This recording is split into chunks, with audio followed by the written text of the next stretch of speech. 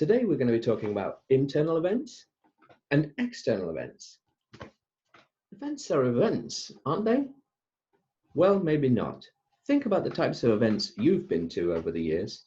How many have been put on just for one solution provider to basically pitch their wares? And how many have you been to which are trying to bring a community together or discuss one really pertinent topic? It may not be obvious, but there's actually two major types of events: vendor-led events and vendor-agnostic events. Now, both are great. Both have a purpose, but sometimes one tries to masquerade as the other. And I'll show you why that matters in this working from home context. But anyway, welcome to Weekly Marketing Thoughts by CTG Intelligence, your weekly look at marketing, PR, and business development top tips and thoughts for your business and your career. Please hit that thumbs up button below and subscribe to this channel so that more people can see content just like this.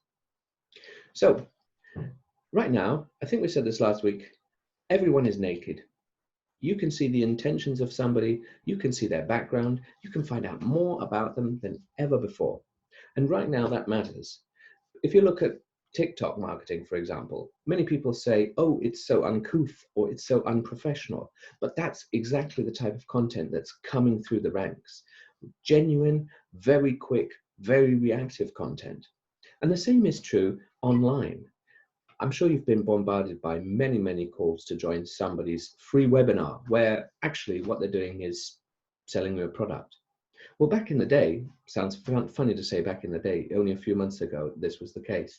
Back in the day, you could go to a vendor-led event where they would wine you and dine you, and maybe they would show you a famous politician that they paid for to be on stage, and perhaps some really motivational guru. And you'd come away from it, yes, being pitched by all of their, senior vice presidents or vice presidents, but you would get a little thing out of it, maybe a little doggy bag, maybe some happiness that you've spent time out of the office. But they may not have catered to your content needs. And that's what I want to say.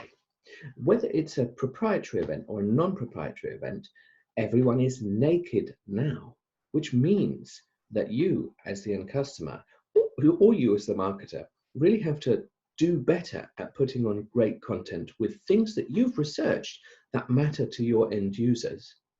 So in this working from home environment, what I'd like you to do is, if you are going to attend an event, be very, very selective. Don't give me this, oh, I'm furloughed, so I've got lots of time on my hands, because many of you aren't furloughed. You're really busier than ever, which is really good news.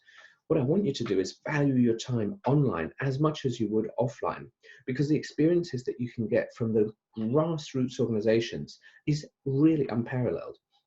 I myself attended a conference just on the weekend on an odd time of day on a Sunday.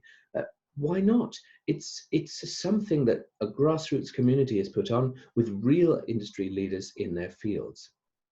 So put your customer first and put yourself first. Think about how you're going to attend events as much as how you're going to create an experience for your security end customer. Nobody's going to sit through 2 days of webinar where you're basically pitching them, because that wonderful pizzazz of the 5-star Miami Beach hotel has gone.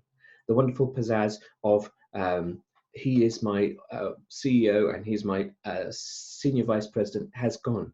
That's why evangelists do so well. Everyone wants to listen to an evangelist. Nobody wants to listen to a senior vice president of sales. But time and time again, and we're seeing it now, big solution providers are trying to replicate that model.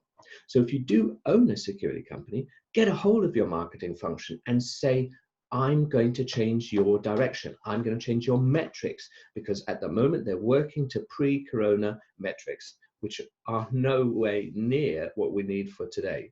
Salespeople, I get it. You need to keep to your metrics. You need to keep to your sales patterns. You need to keep the cash flowing. But let's have an honest conversation about marketing, because those vendor-led events were fine, but vendor-agnostic events place the vendor in the right context for the right conversation.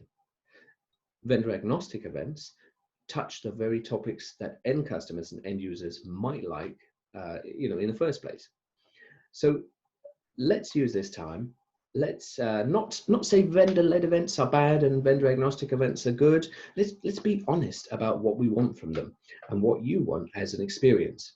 Because when we come through the other side of this, and we will, this will have a lasting effect. People are going to be more choosy and more aware. But let's make sure it doesn't all go to pot over this current working from home period. Thank you for your time for this week's weekly marketing thoughts. Just a few ideas I've had.